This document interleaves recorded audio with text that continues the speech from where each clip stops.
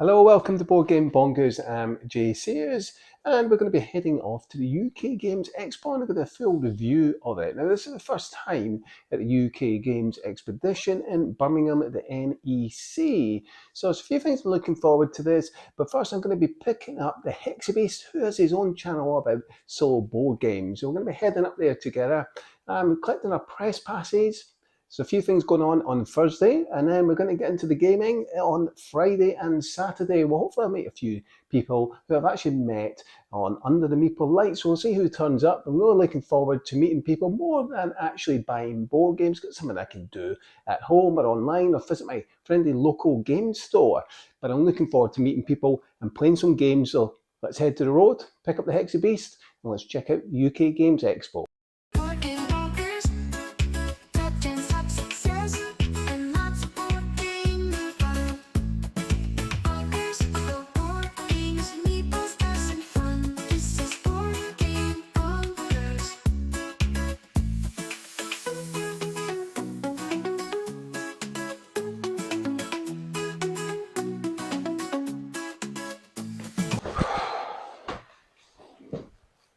I am shattered.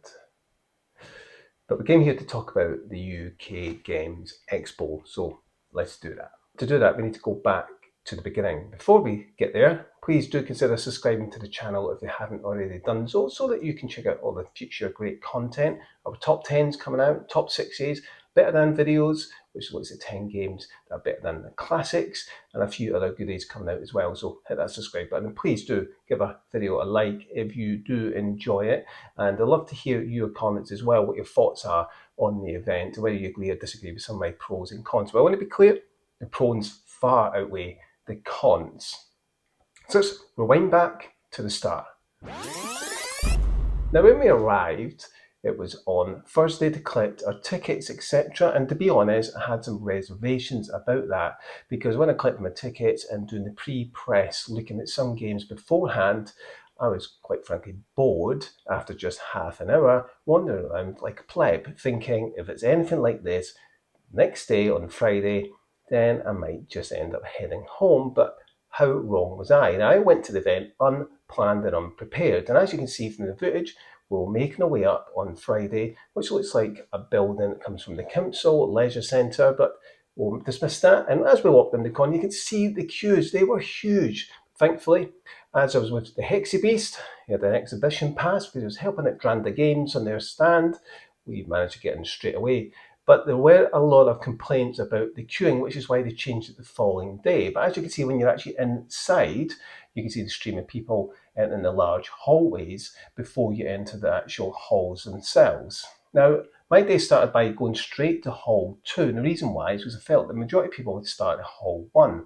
And straight away within 5 minutes, my prejudgment escaped me because I was invited to play a game straight away, and I was concerned that I would just be walking around like a lost pleb, not actually doing much. But no, I was fully booked playing demo after demo, which was a fantastic experience. So let's go through all the games that I checked out, which I didn't play, but I was keen to play them, which I meant to do at some point. Now, the first game is Expeditions Around the World. Now, this is a game a bit like Ticket to Ride. So you like Ticket to Ride, you might enjoy this. There's a little bit more depth to it, and it looked quite colourful. And I'm wondering if the board was a little bit too busy, but when you actually see the trails put down, it looks quite interesting, so I was intrigued by this. Next one was Call of Cthulhu Orient Express. Now, this is like quite cool. This little train where you're on there, you're trying to defeat these Cthulhus that keep coming up. I like this, and it reminded me of another game that had a kind of similar theme to it, but except this is about fighting monsters, not shooting each other. So this looked interesting. Next was then Survive Alice. This was a kind of survival type of game that I quite enjoy those themes, and I liked the look of this and what it was trying to implement. The other game that I checked out was Ada's Dream. Now, Ada's Dream was a game I was really fascinated about the dice placement and how that actual selection would work with the dice. But I didn't get a chance to play. It was fully booked out. But never mind, let's move on to the next one, which is the Thinning Fail. Now, Thinning Fail looked absolutely awesome. I have to say those standees looked amazing. So I was really looking forward to checking that one out, and particularly given the standees were they were kind of made of a plastic, so they weren't the cheap cardboard ones that you normally get, which I think the ones that they showed in Fitting Fail looked a lot better, and I liked that you can manipulate the dice as well, and that's one of my concerns about the combat. Can you manipulate? Yes, you can to some degree, and you get better dice, make them more powerful, so I like the look of that. Next, we checked out Flying Gang. This is a prototype and a pirate type of game, but I liked how the system worked, moving around. The combat was fairly straightforward and streamlined, and I like to look at what you can do. You can do different things. There's only one to it now, but you've got quite a few different actions and options that are available to you, and I was quite keen to see how this develops and what the final product looks like. Next, we looked at Avalon. Now, Avalon, as you can see, looks pretty amazing. This area control game, I did ask, how different is it to Blood Rage? So what's the difference between that? Well, there's a little bit of difference in terms of the strategic and tactical play, and I like it's card driven as well, which really appealed to me, and I like the fact that the King Arthur sword there, and that's what it's all about. King Arthur coming back from the dead, essentially, and you've got to try and defeat, I think, the different armies that are there. But I liked it's a little bit different in a circular board. It'd be interesting to see what the reviews are like on that. Now, we also looked at Dying Light. It just looked awesome, but I'm not sure if this is too skirmishy for me, but it looked amazing, and it'd be interesting to see how this is implemented in the board game form. Next, we looked at the Vilefrath. I think that's how I probably butchered this name. I do sincerely apologise to the publishers and game designer for that. This is a solo game, and I love the artwork, vampire theme. I was just a bit disappointed it was solo only, but if you like the solo games, I definitely recommend checking this one out. I know you can play it kind of cooperatively, but you need both games, which I'm not prepared to pay for. I just wish they made it for 2 players as well. I also checked out Jigsaw Trials, and the reason why, the hand just looked awesome. You can actually get that in the deluxe version. Now, the game itself is quite simple. You've just got one player trying to cause damage, and the traps that they've got, and you've got 3 cards, while other players trying to escape the damage. Obviously, it's being caused, or at least limit it as much as possible. It's fairly straightforward in terms of the gameplay, but there's a bit of tactical and strategic play with it, and a little bit deeper than initially looks. But in terms of the price point and actual game content in it, I was a little bit hesitant on whether that offers value. I'm going to wait till some reviews come out, but it did look quite cool. Next, we checked out, I think it's called Kauri. Is it Kairi? I hope I pronounced that correctly. I like the look of this. Didn't get a chance to chat to the publishers. They were super busy, but I was really keen to have a look at this in a bit more detail. So I'm going to check a review on that later.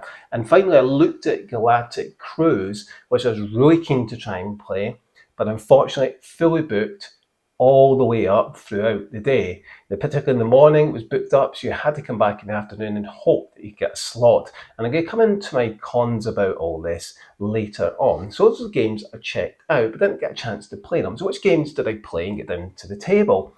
Well, I was quite pleasantly surprised. I was trying to create a wide range. I tried to play a wide range of board games, and the reason why is because I don't want to just play heavy or medium weight games. I want to have a look at lighter games as well. And I'm so glad I sat down at some of these tables, and I have to say a big thank you to the publishers and the volunteers for teaching me some of these games. Some of them were better than I initially thought. So the first one was Horror in the Library. Now, as I said at the start, first 5 minutes into the convention, I got asked, do you want to play this game? Now, it wasn't a game I was looking forward to playing, but I thought, well, why not? Let's have a go. So I sit down, and what I was really intrigued by is I had these little handles in the rooms, you can rotate them around. It's a very basic family weight game. You essentially just go down the library, collecting these cards, artifacts, and then you're trying to defeat some of the monsters that come out and then get in the center. Basic mechanisms in terms of your few actions. You can move, you can look in the mirror, you can look in a bookshelf, and then gives you this, or maybe a token you draw out the bag. There's cards you can collect and give you a benefit. So I did like the variation. I liked it to give a family kind of weight and suitable for children 8+, and I really like that. And it's a good way, a gateway game to get into modern gaming that still uses some traditional mechanisms. Well, it's not too much, but I really like the balance of that, and I have to say it was quite enjoyable and something I might consider getting at some point for my son. Now, the next game I checked out Siberian Manhunt. And I have to say, I was pleasantly surprised about this because I did ask initially, how is that any different to Scotland Yard? Because it's hidden movement. Well, when I was playing it, I could clearly see there's so much more meat to the bone in this one because what you're trying to do is escape the Soviet Union and trying to get out or survive X number of days without them spotting you while you carry out the actions. You've got different things you can do. I was crafting meat, I was killing someone to steal the motor vehicle, move further along. I then had a volunteer I had to take to a city I couldn't, so I tried to kill her. Not me, I know. But it was super fun, and I loved the way this theme came through, and it was much better than a standard hidden movement. I enjoyed it. It's certainly one I'm going to be checking out.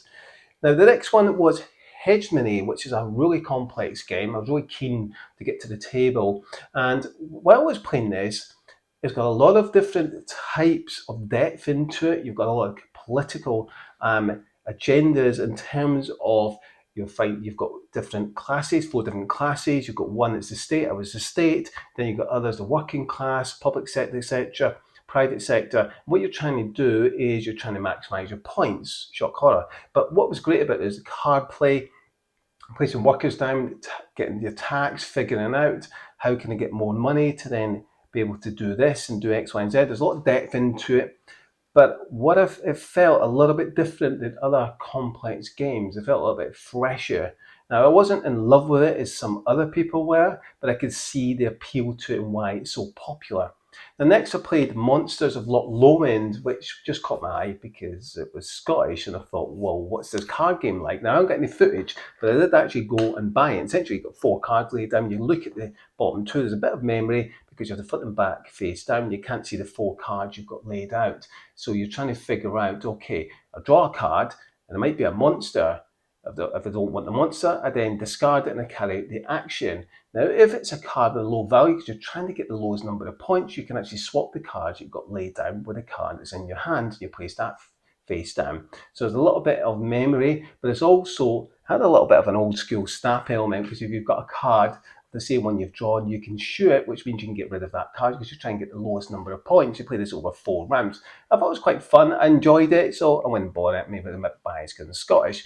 Next, I played Grindhouse. Now, this is a very basic, simple game. This feels more like a kind of party type of game. So you're going through this really horror house, and what you're actually doing is you're trying to stay alive, or depending on your agenda, you might want to try and kill the other players. Super fun. Limited artwork of the cards. You're flipping over the cards, reading it flavor text, carrying out actions as it tells you, and you're trying to stay alive. But it's cool your player board because you're flipping these pieces, your limbs over, and sometimes you have severed arms and legs. Super fun. I really liked this. It was just a good giggle, and this is the kind of type of game you play after a few drinks and get a bunch of mates around. So yeah, one of those tongue-in-cheek games. So next, I played Pioneer Rails. This was the last game played in day 1. Really didn't like this, not my kind of game at all, but I know it was popular with a few people that played it. I just don't like those kind of flipping right games, rolling right. I just don't like them. They're just not for me, but they might be for you, and I'm sure other people enjoy this. It just wasn't for me. I think this is the least favourite game I played. And day 2 then, the games I played, and I was really keen to play this, RoboQuest Arena. I really like this. It was super fun. It's the type of game I'd play with my kids. You're building up your arsenal of weapons. You're trying to obviously kill and deplete the health of the other robots, which is your victory points then. I really like how quick this was to play. I like the arena you're playing on wasn't too big, and the miniatures looked pretty awesome and funky. I really like this, and it's definitely a game I will get for my son when he's a little bit older. And I like there's a little bit of depth to it as well. Super fun, really enjoyed it. Then World Order I played, and that's the other one besides Hegemony I wanted to play. This is a little bit more political in terms of trying to get power, because the US have lots of power, so you're trying to get power for your nation, essentially, or if you're the EU. Now, this was more of a area control or majority you're trying to get, that which gives you the points. You're also putting tanks on the board. Now I'm concerned it's going to be a bit too kind of attacking army like, but it's not. You're just trying to get influence and trying to put pressure on the other nations. There's a little bit easier to play than Hegemony, more accessible, I would say. But it wasn't as exciting as Hegemony. I can see why people prefer that instead, but I still wasn't enamored by this game. But you might enjoy it, so check it out. Then I played a little card game called Blitz, which did have a war theme to it, but it was a kind of funky, fun war theme. And I have to say, I was not expecting to play this, and I was not expecting to enjoy it, but I had super fun with this game. I really liked it. You're simply just playing cards down into your continents, cards that you've got laid down, and what you're trying to do is protect them and take over the other continents. There's a little bit more to it than that, and certain kind of cards take that cards and other cards that do different abilities. But it was super simple, super fun. I liked what they were trying to do is bring a kind of risk type game into a card game, simplify it and make it accessible to the family without being too serious. And I think they've achieved that. I really like this, and I was tempted to buy it. It was only £12. I definitely recommend checking out, and don't turn your nose up to it, because I was, and I enjoyed it when I played it. Next, Trouble on the Tempest. So this is a game, I checked out the kind of pre-press release, and I was really looking forward to trying this out. If you like your cooperative kind of firefighting games, you might enjoy this. Essentially, you're on a ship, and what you're trying to do, and I think there's a cool mechanism, is that you can time travel back and reset the game, and then you flip all the cards back over that have caused damage, and trying to remember what they are and what order to try and then defeat and win the game. But you can keep all your equipment. I thought that was quite cool. So you're trying to get rid of the fires, you're trying to get rid of the damage that's been caused. There's a few other things you can do. You're collecting equipment cards and trying to work together, and you've got some unique kind of abilities and what you can do that other players can't. So you're trying to utilise that as best you can. It was super fun, but I was a bit concerned it'd be too easy. We played with 5 players, and it did feel a little bit too easy. I'm hoping you can mitigate the difficulty. I'm sure you can. I'm sure there's some way of doing that. But I thought it was quite interesting that time travel, you can go back again if you don't win the game and then try again, but there's only so many times you can do that. Next, I played Escape the Rat Race. Now, it was a game I've heard about, and I know a lot of people with a lot of hype about this. I quite like the artwork. It's a little bit different. It's almost kind of hand sketched. I really like that. It's a little bit different. What you're trying to do is you're trying to get 3 sets of 4, which is basically the different eras, different decades. There's different cards that do different things. There's a lot of take that as well. It can be very swingy. We were playing for quite a bit of time, going back and forth, kind of stealing cards, taking cards away, blocking actions, etc. So you've kind of got a wage card as well. You're trying to get you can kind of build them up as well and do a kind of big combo and try and get all your decades out. You only need 4 different decades and then sets of 3. So it's quite an interesting game. I find it very similar in terms of card plays and a little bit to Blitz, but I liked it. I thought it was good. It's certainly one that's worth checking out. Next, I played. What did I play? Ultimate Treehouse. That was it. The last game I played, and I was not expecting to play it. It had nothing to do at that point, and I thought I'll sit down and check it out. And I was pleasantly surprised. I thought this was going to be quite naff, but it was actually quite good. And it's an introductory strategy game for children, probably 8 plus, trying to get them into kind of modern strategy games. And I really enjoyed it. I thought it was super fun. You've got cards that let you do different things. You're getting these materials to build your treehouse. It looks funky cool. The production quality was super high. I really liked the look of the deluxe version, and certainly one I definitely would check out, and perhaps I might even go and purchase it for my son. I think he would enjoy that. I did find it quite difficult to find out where do I put things, because obviously you're trying to place things in specific places in the treehouse. It's quite difficult to see where they go. But aside from that, I quite enjoyed the game. I thought it was quite a good one. Pleasantly surprised. So that brings us to the end of all the games I checked out, all the games I played. I'll just run through that as quickly as I could. Let's now move on to my pros and cons and what I thought about the event as a first-time goer. And keep that in mind with a pinch of salt, please. Before we get into that, though, one thing I did do, and I'll give them a shout, is I play tested a game. There's a playtest section at the event. You can actually book your games in advance to get them play tested. And there's a young little girl there with her mum who designed a game. And I have to give it a praise for doing that. Getting off her iPad and designing a game with Dad. And although I used quite old school mechanisms, I did give them a bit of feedback and recommended playing modern games. And what better day to do that than at the UK Games Expo. So I wish them all the best, and I hope it works out for them. So let's move on to our pros and cons. Now, I'm going to start with my pros, and I want to be clear, my pros far outweigh the negatives. And a lot of the negatives are quite pernickety little things that can easily be fixed by the event itself if they hopefully check this video out. So let's talk about the pros. Now, there's a great opportunity to demo different games before you buy. And I'm so glad I did, because there's games as well you can check out and perhaps play that you might never considered that you may now consider getting, because you might open up your mind to different types of games. So it's a great opportunity to try different games, but there is a caveat to this, which I'll go into my cons later. Second thing is the friendly atmosphere. I've got to say a big thank you to all the volunteers, to everyone who made me feel so welcome and took the time to take me through their games. I felt so at ease playing them. I really had so much fun, and it's a great atmosphere. Just everyone's so friendly and welcoming and courteous. Now, you always get a couple of idiots, but that doesn't matter where you go. But I have to say, the vast majority of people, super friendly, lovely atmosphere, calm, relaxing. It wasn't rushed. I really enjoyed it. I have to say, fantastic board game community. So let's move into my next one, and this is something that nobody mentions. I'm going to mention it.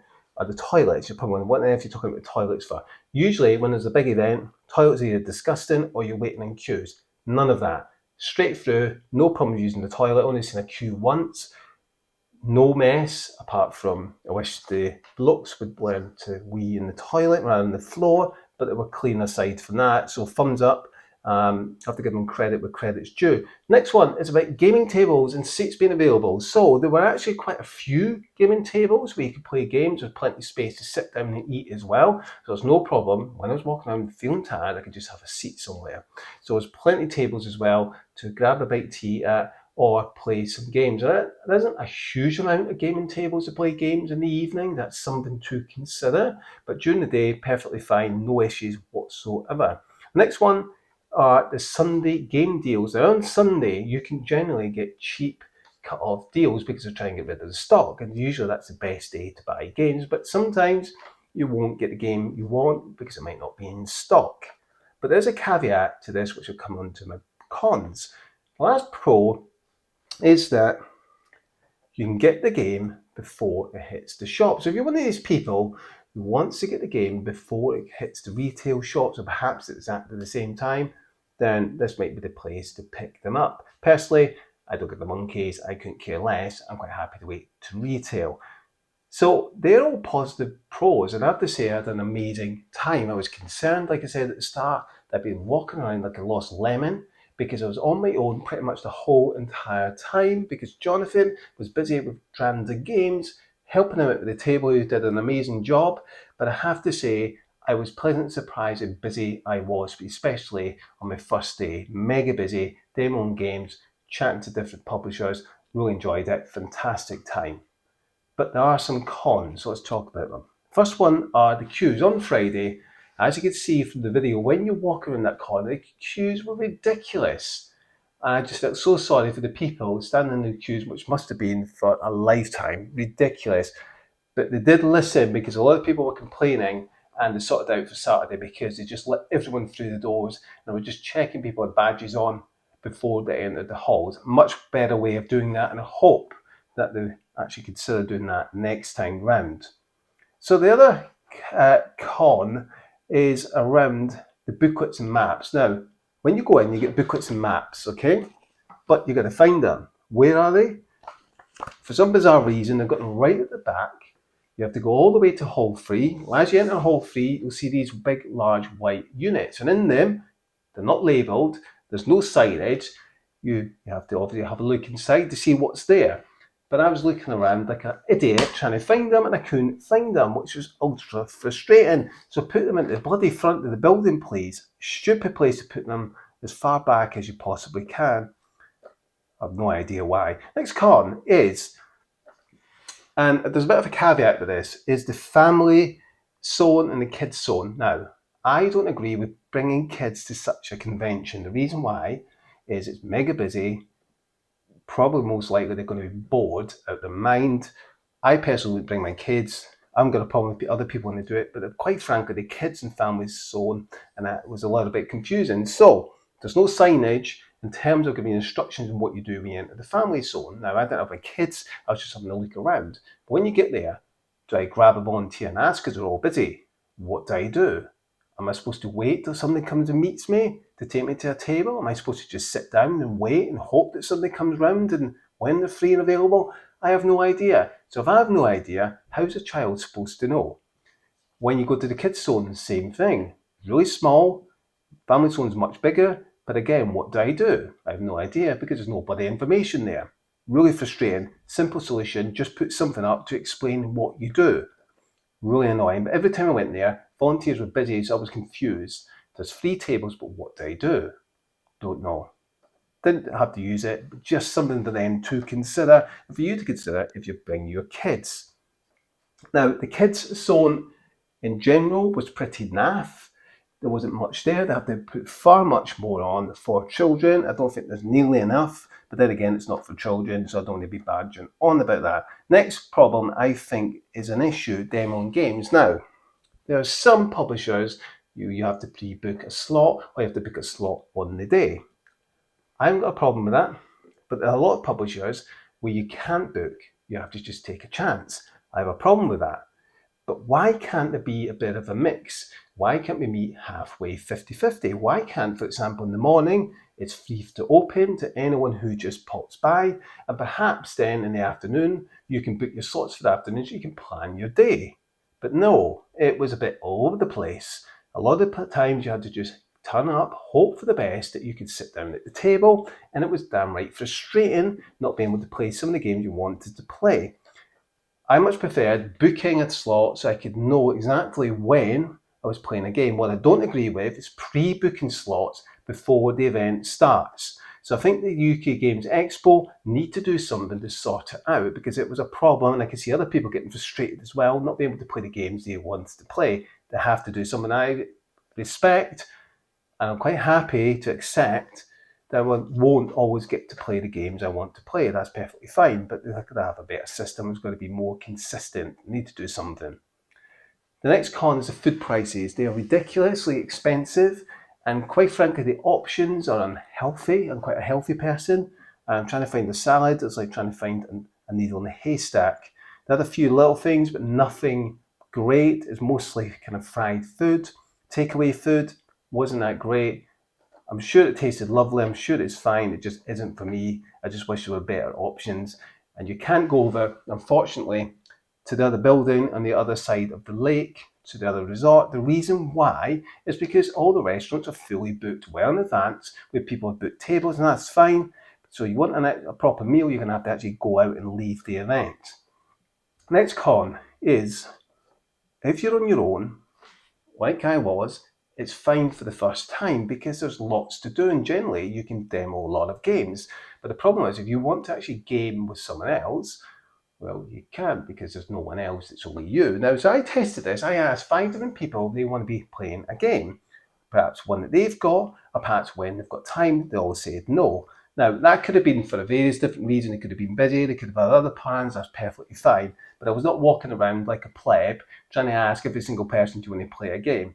Now, what they need to do is have a system like other conventions. Perhaps you can have a flag that you put on the table, and yes, I accept. You can go on the website and you can put a list up of games that perhaps you want to play and find players for, but not everyone's going to do that, and not everyone can find it because it's at the bottom of the bloody website. It's really difficult to find. So they need to come up with a better system and look at how other conventions do it, because if somebody wants to play a game, I'm sure there's other people to play with them. Trying to find those players is a nightmare. And I don't want to be walking around trying to find people to play with. And there was other people in the same boat as myself. The next thing I want to talk about, which is an issue which you could easily fix, is the events and shows. Now, a couple of things here. You have to pre-book them well in advance because we're all fully booked. There was nothing available. The majority of shows were all about RPG or talks. Now, I have no interest in that. That might be for you. That's great. If it is, it just isn't for me. I don't think there was enough variation in some of the stuff, and it just looked a little bit drab. There were other people as well that were complaining about the shows weren't quite enough diversity into them, and there wasn't enough excitement in terms of difference or engaging events. They're a little bit, unless it's RPG, that was really it. But a couple of good fake shows that looked excellent. I just hope to bring in better shows that are more interactive, and perhaps have a look at how other conventions do it. So that's my experience. What do I think overall?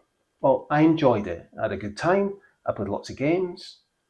My legs are killing me. I did a lot of walking. It kept me fit.